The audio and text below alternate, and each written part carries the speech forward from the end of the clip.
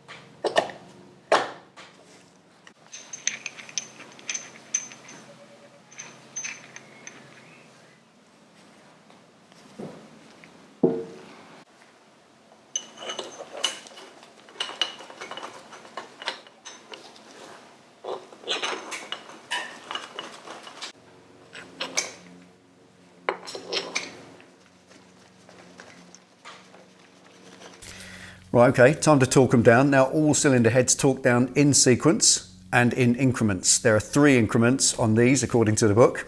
There's a single torque setting, then a second torque setting, and then a quarter turn at the end on every one of the bolts, and they'll creak at that point as they finally snug down.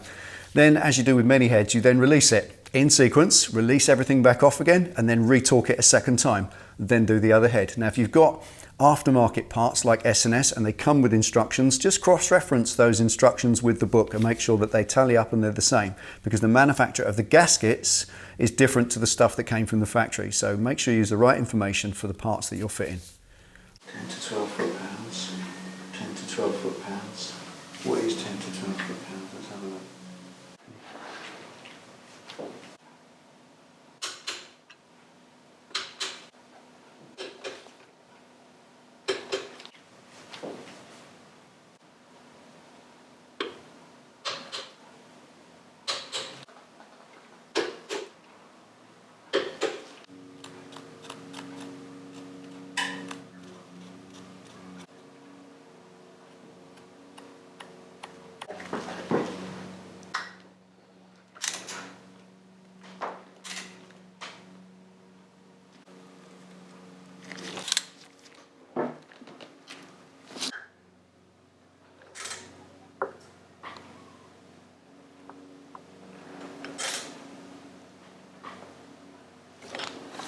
Right, that's it torqued down the first time. Now I've got to release it in sequence, a quarter turn at a time till they're all loose, torque them down again, and that'll be the final time, and then do the real one.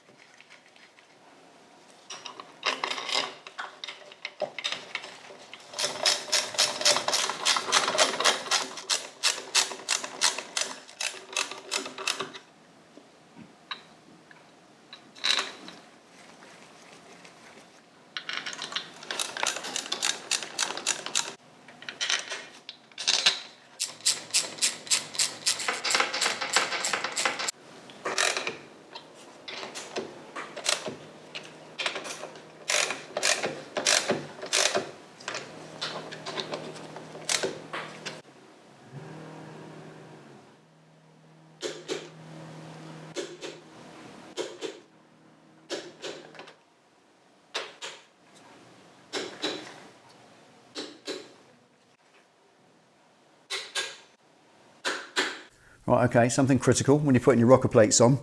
Put it on, torque down the other 5 bolts as well. When the whole rocker plate is fully fitted, reach in with your finger and see if you can turn the push rods. Because as soon as you start torquing that down, that's going to bear down on the 2 push rods and it will collapse the lifters. It squeezes the oil out of them so they collapse to their correct position.